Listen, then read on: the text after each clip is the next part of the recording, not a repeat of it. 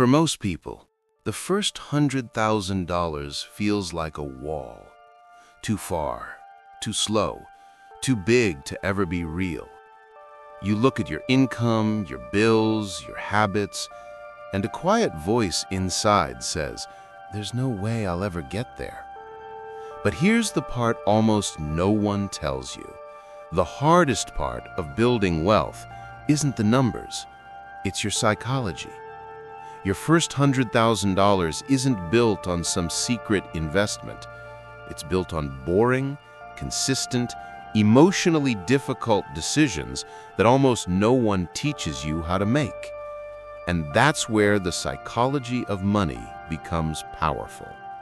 Because the book isn't obsessed with how to get rich fast. It's obsessed with something deeper: why we act the way we do with money, and how a few behavioral shifts can quietly change our entire future. In this video, we're going to take those ideas and apply them directly to one goal: building your first $100,000. Whether you're starting from zero, from debt, or from complete confusion, this is for you. At some point, you decide, "I want to build my first 100K. And immediately, two things happen inside you. First, you feel motivated. You picture freedom, calm, options, security. Then, almost instantly, you feel small. Your current balance, your job, your expenses, they all seem too weak for a number that big. It feels like everyone else started earlier, earned more, or got lucky. And you're late. Again. That emotional crash is the first barrier between you and your 100K. Because from that place, your brain does something predictable. It looks for shortcuts, high-risk investments, overconfident bets, lottery ticket decisions disguised as opportunities. Not because you're greedy, but because impatience is painful. And this is exactly what the book warns about. When your expectations grow faster than your patience, you start making decisions your future self can't sustain. Your first $100,000 isn't built on feeling hyped. It's built on being calm. So before we talk about tactics, we need to change the story you're telling yourself about what this goal really is. Your first 100K isn't a test of how smart you are. It's a test of how long you can stay in the game, how well you can ignore comparison, and how consistent you can be when results still look small. Once you see it that way, the path becomes clearer and much more human. Let's start with something uncomfortable. Your first 100K will probably feel unfair. You're going to see people hitting big numbers quickly, explosive careers, crypto spikes, perfect timing, and your brain will whisper, "I'm doing something wrong." But the psychology of money repeats a simple truth: luck and risk are always in the room. You don't see the invisible advantages that helped someone else. You don't see the close calls that almost destroyed what they built. You only see the outcome. You never see what almost happened. So if your path looks slower, more manual, more ordinary, that doesn't mean you're failing. It probably means you're building in a way that's repeatable. The book suggests that instead of copying other people's results, you should copy something much more important: their ability to stay in the game. Your first 100K isn't about chasing someone else's lucky break. It's about avoiding financial mistakes that knock you out, protecting yourself from ruin, and building habits that keep you moving forward even when progress feels slow. When you understand that, you stop asking, "How can I double my money fast?" and start asking, "How can I avoid moves that blow up my future?" That shift alone brings you closer to 100K than any viral investment strategy ever will. Now, there's another force quietly working against your first 100K. Status. Somewhere in your mind, 100K isn't just a number, it's an identity. The kind of person who has their life together. The kind of person who looks stable, successful, ahead. And that's where social comparison sneaks in. You see people your age with new cars, nice apartments, designer clothes, expensive trips. None of that means they have 100K. Often, it means the opposite. But your brain doesn't measure bank accounts. It measures appearances. The book has a line that changes everything once it finally sinks in. What you see isn't wealth, it's spending. Real wealth is invisible. It's the money that didn't get spent, the vacation skipped, the car that wasn't upgraded, the nights out that quietly turned into, "I'll stay in tonight." Your first 100K lives in the things nobody sees. So if you're trying to reach that number while also trying to look like you're already there, you'll feel a constant, painful conflict. Part of you is trying to build wealth. Part of you is trying to prove to the world that you already have it. One of those parts will have to lose. So here's a brutal but freeing truth. You will probably not look rich while you're building your first 100K. Your lifestyle might look simple. Your choices might seem boring from the outside. But boring is often what compounding looks like. And compounding is what quietly builds the number you say you want. Now let's talk about that. Compounding. You've heard it before. You know logically that starting early matters. But emotionally, your brain doesn't feel it because compounding doesn't scream. It whispers. On day one, nothing big happens. After month one, your progress looks small. After year one, it's still underwhelming. So your brain concludes, this isn't working. I need something faster. That's how most people lose the game. The psychology of money reminds you that time is the most powerful, most underrated financial tool you'll ever have. Not your salary, not your stock picks, not your perfect strategy, time. Especially when you're building your first 100K. Because in the beginning, the numbers are small and the temptation to give up is huge. But here's the part that doesn't feel intuitive. Your first $10,000 feels slow. Your next $90,000 feels faster because of the first $10,000.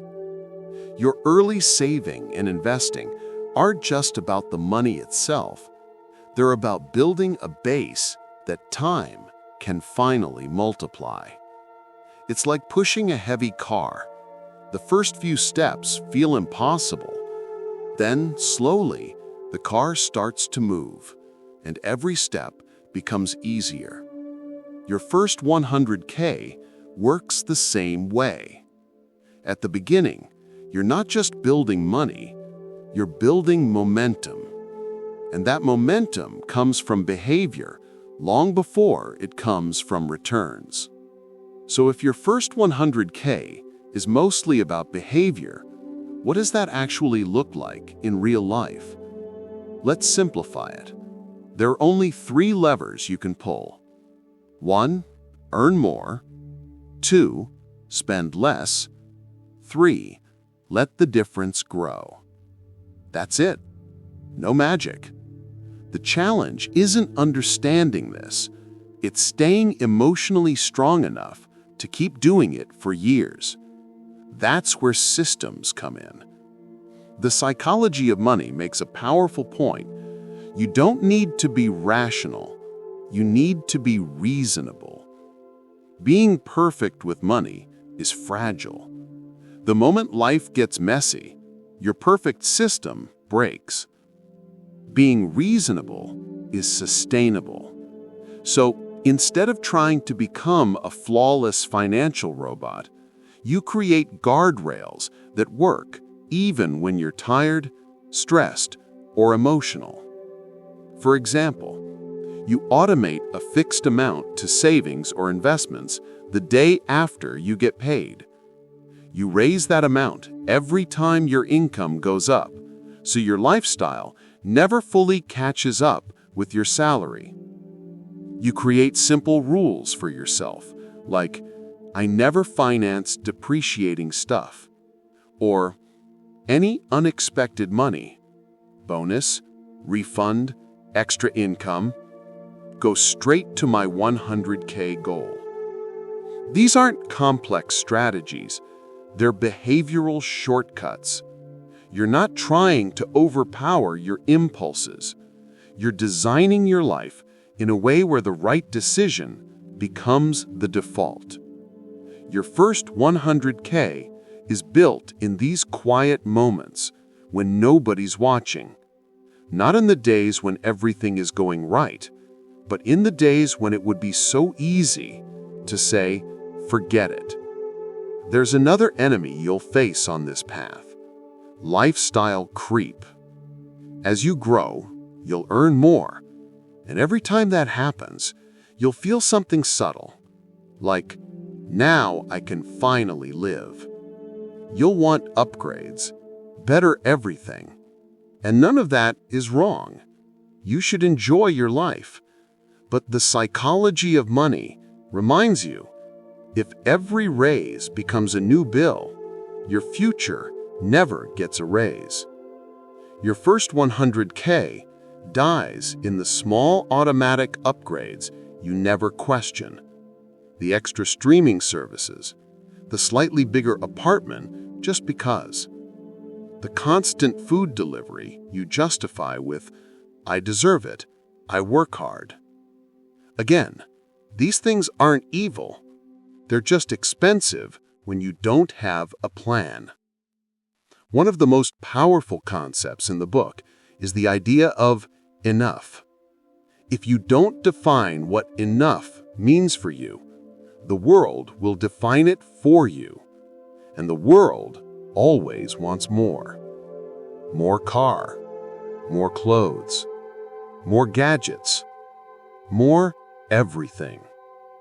So on your way to 100K, you need to decide, what does a good life look like for this phase of the journey? What are you willing to delay so your future self doesn't have to delay everything? You're not saying no forever. You're saying, I'll say yes when it doesn't cost me my freedom. That small emotional distinction can be the difference between staying stuck and watching your account slowly tilt towards 6 figures. Now let's talk about something most financial advice ignores: emotional safety. A lot of people think saving and investing aggressively will make them feel safe. But if your system is so strict that you feel constantly deprived, stressed, or trapped, you'll eventually sabotage it. The book highlights this indirectly. Your financial plan has to be one you can actually sleep with at night. So on the road to your first 100K, you need both a serious commitment to your goal and a compassionate understanding of your emotional limits. Practically, that means you keep a small budget just for guilt-free pleasures, coffee, small treats, tiny rewards, so you don't feel like money is only about sacrifice. You maintain a basic emergency fund, so every unexpected expense doesn't feel like the end of the world. You adopt a simple rule: I don't make financial decisions when I'm exhausted, angry, or scared. You can literally write that last rule somewhere. Money decisions powered by panic rarely age well. Your first 100K is not just a number, it's a relationship with yourself. If your plan feels like punishment, your mind will keep trying to escape it. If your plan feels like respect, a calm, realistic agreement with your future self, you'll stick to it. You plug the leaks. Unnecessary subscriptions, high-interest debt, mindless recurring costs. You build a small emergency fund, even if it's tiny at first. You're not building wealth yet. You're building stability, the ground your 100K will stand on. Phase 2. Build the engine. This is where behavior becomes your superpower. You automate monthly contributions toward savings and simple, diversified investments. You look for ways to raise your income over time, learning skills, changing roles, taking side projects that don't burn you out. Every time your income rises, you increase the amount going toward your 100K before upgrading your lifestyle. You're building an engine that makes progress happen automatically, without depending on constant motivation. Phase 3. Let time work. This is the phase almost no one respects. It looks like nothing happening, but it's where almost everything happens. You keep your system running month after month, year after year. You avoid desperate attempts to double your money overnight. You accept that some years will look flat or disappointing, and you keep going anyway. Because you finally understand the core message of the psychology of money. Behavior over time quietly beats brilliance in the moment. That's how ordinary people reach their first $100,000, and then keep going. But here's the catch. Knowing all of this doesn't automatically change your habits. You've lived for years with a certain relationship to money, such as emotional spending, comparison, guilt, avoidance, or pure survival mode. You can't just flip a switch and become a different person tomorrow. That's why having a guided structure helps. Instead of trying to fix your entire financial life at once, you focus on changing one small behavior at a time, day after day, until it feels natural. That's exactly why I created the 30-Day Wealth Habits Challenge. It's a practical, step-by-step guide to building the kind of daily habits that actually move you toward your first 100K, without extreme budgets, without shame, and without pretending your emotions don't exist. If you want to turn the ideas from this video into real behavior, you'll find the link to the challenge in the pinned comment. Before you go, take a second to ask yourself something honest. How many years have you spent telling yourself you'll start taking money seriously soon? How many times have you looked at your account and felt that familiar mix of frustration, guilt, and fear, then distracted yourself and moved on? There's nothing wrong with you. You're not bad with money. You were just never taught how deeply your emotions, your history, and your environment shape your financial behavior. Now you know. You know that your first $100,000 is not reserved for people who are smarter than you, luckier than you, or perfectly organized. It's for people who are willing to be patient, who are willing to look a little boring from the outside, and who are willing to repeat small, sane decisions longer than their emotions want them to. So the question isn't, is 100K possible for me? The real question is, what's one small habit I'm willing to start today and keep for the next year? Maybe it's saving your first $100. Maybe it's automating your first transfer. Maybe it's canceling one expense and redirecting that money toward your future. Whatever it is, that's your starting point. Not the full 100K, just the first step. If this video made you think differently about money and your future, let me know in the comments, what's the first habit you're committing to on your way to your first 100K?